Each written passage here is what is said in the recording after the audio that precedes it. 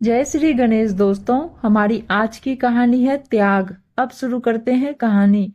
Mummy देखो तो जरा, स्वाति भाभी के सूटकेस में कितने सुंदर सुंदर टॉप, जीन्स, स्कर्ट, शॉर्ट्स हैं। ननद अर्चना खुशी से उछलते हुए बोली। अपनी बेटी की बात सुन सीमा जी साड़ियों का सूटकेस छोड़ उस सूटकेस में रखे कपड़ों को ऊपर नीचे कर टटोलने लग गई। तभी स्वाति बाथरूम से बाहर आई। अपनी सास के हाथ में टॉप और शॉर्ट्स देख शक पकाते हुए बोली, मम्मी जी आपको कुछ चाहिए था, मैं मदद करूं? बहू तुम्हारी हिम्मत कैसे हुई हमारे घर में इस तरीके के कपड़े लाने की? हम तो अपनी बेटी को भी ऐसे कपड़े नहीं पहनने देते। और तुम?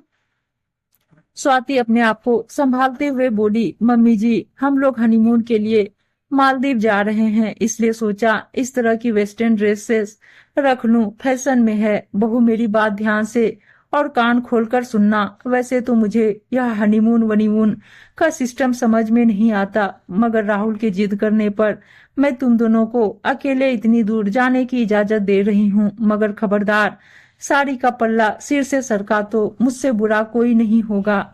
यह बात मैंने राहुल को पहले ही समझा दी थी, अब तुम भी समझ लो तो बेहतर होगा। शादी से पहले तुम क्या पहनती क्या खाती थी हमें उससे कोई मतलब नहीं, मगर शादी के बाद तुम्हें हमारे घर के नियम हिसाब से रहना होगा। और अगली बार जब मायके जाओ यह सूटकेस वहीं पटक कर आना और अपने सारे शौक मायके जाकर ही करना, ससुराल में पूरी करने की सोचना भी मत। गुस्से से बोल कमरे से बाहर चली गई। राहुल और स्वाति की शादी को 4 दिन हुए हैं। 2 दिन बाद वे लोग हनीमून पर निकलने वाले हैं, इसीलिए स्वाति ने घूमने जाने वाले सूटकेस की पैकिंग मायके में ही कर ली थी, ताकि शादी की रस्मों रिवाजों के बीच उसे परेशानी ना हो। और बड़ी सावधानी से छुपाकर पलंग के नीचे रख दिया था। मगर ना जाने कहां से ननद रानी की नजर उस पर पड़ गई और रायता फैल गया। स्वाति ने शाम को सारी बात राहुल को बताई। तब वो बोला, अरे यार थोड़ा सा ध्यान से काम करती, मेरी माँ पुराने जमाने के हिसाब किताब की है। मैंने तुमको पहले ही वार्निंग दी थी, अब भुगतो। मगर अब मैं हनीमून पर क्या पहनूंगी? माँ जी ने तो साफ मना कर दिया और बोला है आज के बाद मुझे इस घर में साड़ी के अलावा कोई और परिधान नहीं पहनना है। नई नवेली दुल्हन मुंह लटकाए बोली तो पति का दिल पिघल गया। अरे यार तुम चिंता क्यों करती हो? वैसे भी कौन सा हमें हमेशा यहीं रहना है। मैं दिल्ली तुमको अपने साथ लेकर चल रहा हूँ। और रही बात हनीमून के कपड़ों की, तो वो तुम रास्ते से शॉपिंग कर लेना। स्वाति खुश होकर राहुल के गले लग गई। अगले दिन राहुल और स्वाति निकल पड़े अपने सपनों की दुनिया को जीने। मगर लौटकर अब धरातल की दुनिया में आना था, जो उसकी सास सीमा जी उसे लाने वाली थी। सफर की थकान बहुत थी, इसलिए स्वाति सुबह सोती रह गई। सीमा जी जोर से दरवाजा पीटने लगी। अरे बहू, बहुत हुआ शेर सपाटा, अब घर गृहस्थी के काम सीखोगी या यूं कुंभकर्ण की तरह सोते हुए जीवन निकाल देगी? हमारे तो कर्म ही फूट गए, ऐसी बहू पाकर जिसे ससुराल में रहने का तरीका ही नहीं पता। अरे मायके में जाकर सो लेना, ससुराल में जागने का समय है। उठो बहू रानी।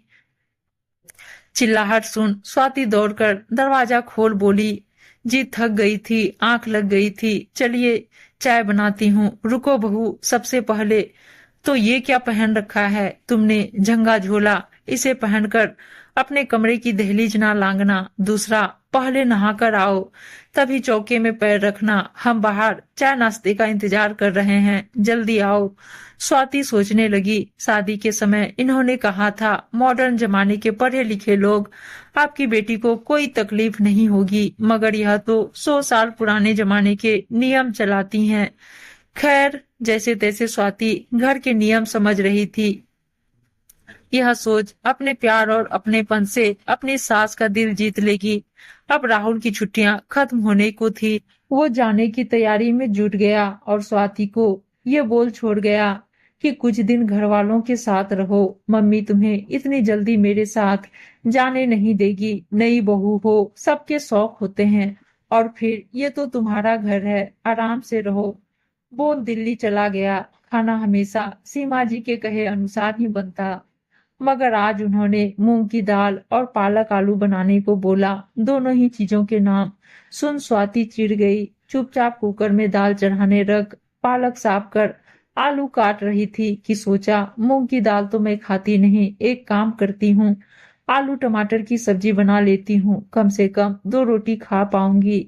सोच उसने सब्जी बना डाली। दोपहर में जब सब खाना खाने बैठे तो स्वाति की थाली में अलग सब्जी देख सीमा जी भुनभुनाई, ये क्या बहू, तुमने अपने लिए अलग खाना बना लिया, कल को तुम रसोई भी अलग कर लोगी, यही लक्षण सिखाकर भेजे तुम्हारे मायके वालों ने। अरे माँ जी, आप कहाँ की बात कहाँ ले जा रही हैं? मैं मूंग की दाल नहीं खाती, इसलिए आलू टमाटर बना लिया तो कम से कम अर्चना को दो, अकेले क्यों बनाकर खा रही? आइंदा ये पसंद की सब्जी भाजी अपने मायके में जाकर बनाना और खाना। अब बना ही ली है तो सभी को दे दो, कम से कम तुम्हारे अंदर देने की भावना तो होगी नहीं। सोचोगी एक कटोरी सब्जी थी, वह भी आधी देनी पड़ी। स्वाति सोचने लगी, इससे अच्छा तो मैं अचार से रोटी खा लेती, कितना कुछ सुनना पड़ा। सोचते हुए उसकी आंखों में आंसू आ गए। वीकेंड आने वाला था। राहुल का फोन आया था कि वह शाम तक घर आ रहा है। स्वाति का मूड बहुत अच्छा था। उसने कपड़े वॉशिंग मशीन में डाले, रसोई का काम समेटा और कपड़े छत पर सुखाने चली गई। वही मोबाइल पर अपने पसंद के गाने चला दिए और कपड़े डालते डालते गुनगुनाने लगी। इधर मंदिर से आती सीमा जी ने बहू को गाते बजाते देख भड़क उठी। दरवाजे से ही चीखना चिल्लाना शुरू कर दिया, बहू नीचे आओ। अपनी सास की आवाज सुन स्वाति घबरा गई और हाथ का काम छोड़ दौड़कर नीचे आई। जी माँ जी, क्या हुआ? जी माँ जी की बच्ची, ये क्या फुहारों की तरह छत पर गाने गा रही हो? आस पड़ोस के लोग ताका झांकी कर रहे हैं। ज्यादा गीत गाने हैं तो अपने मायके में जाकर गाना। आइंदा मुझे तुम्हारे इस गाने बजाने की आवाज ना आए। छत पर काम से जाओ और चुपचाप वापस आओ, समझी? स्वाति सिर झुकाए वापस कपड़े डालने चली गई। इस घर में दिन व दिन अपनी खुशियों को मारकर जी रही थी। अपने पसंद का एक काम करने की भी उसे इजाजत नहीं थी। इसलिए उसने सोच लिया था, इस बार राहुल आएंगे तो मैं उनके साथ चली जाऊंगी। मुझे नहीं रहना यहाँ घुटकर, ये भी कोई जीना है गुलामों की तरह? नहीं, बिल्कुल नहीं। मगर ये क्या, कुछ दिनों बाद उसे पता चला राहुल ने अपना तबादला इसी शहर में करा लिया है। अब वह यही नौकरी करेगा। यह बात सुनते ही सीमा जी ने खुशी के मारे पूरे मोहल्ले में मिठाई बांटी, मगर स्वाति बहुत उदास हो गई। अब ना चाहकर भी इसी नर्क में अपना जीवन जीना पड़ेगा। इसलिए अब उसने सीमा जी की बातें सुनने की आदत डाल ली। वे जो कहती चुपचाप मान लेती। घर की सुख शांति बनाए रखने के लिए इतना त्याग तो दुनिया की हर बहू करती है, फिर वो कोई अनोखी तो थी नहीं। कुछ दिनों बाद अर्चना की शादी तय हो गई। घर में सभी खुश थे। तभी अर्चना बोली, मम्मी मुझे एमबीए करने मुंबई जाना है। 6 महीने बाद मेरी जॉब लग जाएगी। भैया से बोलिए मेरा टिकट करवा दें। तेरा दिमाग तो ठिकाने पर है। पढ़ाई तो हमने इसलिए करवाई थी ताकि तुझे अच्छा लड़का मिल सके। तू ये नौकरी वोकरी के चक्कर में ना पड़। तेरी शादी पक्की हो गई है, जाकर अपनी गृहस्थी संभाल। और अगर दामाद जी बोले तो करती रहना अपने शौक पूरे ससुराल में। सीमा जी हाथ नचाते हुए बोली, मम्मी नौकरी मेरा शौक नहीं है, यह मेरी आत्मनिर्भरता है। जब मेरे पास 4 पैसे होंगे ससुराल वाले मुझे शौक भी पूरे करने देंगे, वरना जिंदगी भर चूल्हे की लकड़ी समझकर उपयोग करते रहेंगे। भाई आप तो समझदार हो, प्लीज मम्मी को समझाओ ना। तब राहुल चिल्लाया, चुप हो जाओ, मम्मी से कोई ऐसी बात करता है? मम्मी जो भी फैसले लेती हैं बिल्कुल सही होते हैं। अभी फिलहाल के लिए सब भूल जाओ। शादी के बाद अपनी सास पति से बात करना, वो बहुत समझदार और पढ़े लिखे हैं। मुझे यकीन है वह कभी मना नहीं करेंगे।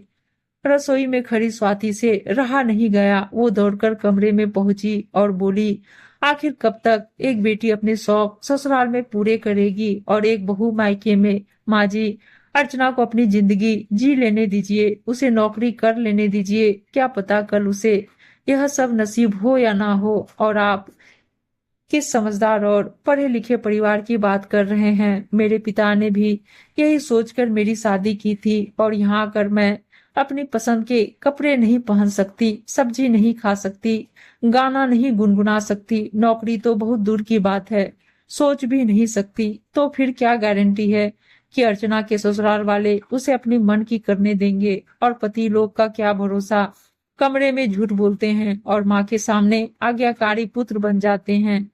बेचारी बहू तो कसमसा कर रह जाती है, उसका दर्द मुझसे बेहतर कौन जानता है।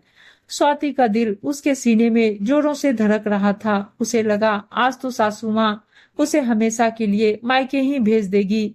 स्वाति की बात सुन सारे कमरे में सन्नाटा छा गया। उसके कहे एक एक शब्द सही थे। आखिर ससुराल में उसने पाबंदियां ही पाई थी, कभी अपनी मर्जी का कोई काम भी नहीं कर सकती थी। फिर कैसे बेटी के ससुराल वालों से उम्मीद की जा सकती है कि वह उनकी बेटी को उनके शौक पूरे करने देंगे। कुछ सोच समझकर सीमा जी बोली, पुरानी धारणाओं के चलते शायद मैंने बिना सोचे समझे अपनी बहू और बेटी पर पुराने नियम थोपने की कोशिश की, क्योंकि शायद यह सब मेरे साथ भी हो चुका है।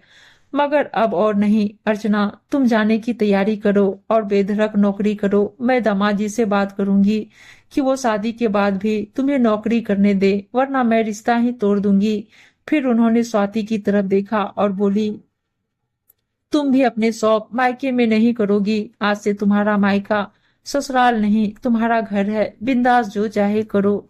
और ऐसा करना, कुछ सूट अपने लिए खरीदो तो दो चार मेरे लिए भी ले लेना। मैं भी ये साड़ी लटका कर बहुत बोर हो गई, अब अपने सूट पहनने की शौक को पूरा करूंगी। कहते हुए साड़ी का पल्ला ठीक कर कमरे से निकल गई। राहुल, स्वाति और अर्चना तीनों हक्के बक्के से खड़े सीमा जी को देखते रह गए, क्योंकि इतने साल बाद उनका हृदय परिवर्तन होना किसी चमत्कार से कम नहीं था। उम्मीद है दोस्तों कहानी अच्छी लगी होगी, और अच्छी अच्छी कहानियां सुनने के लिए चैनल को सब्सक्राइब और वीडियो को लाइक शेयर जरूर कर दीजिएगा। धन्यवाद दोस्तों, मिलते हैं अगली कहानी में, तब तक के लिए बाय बाय।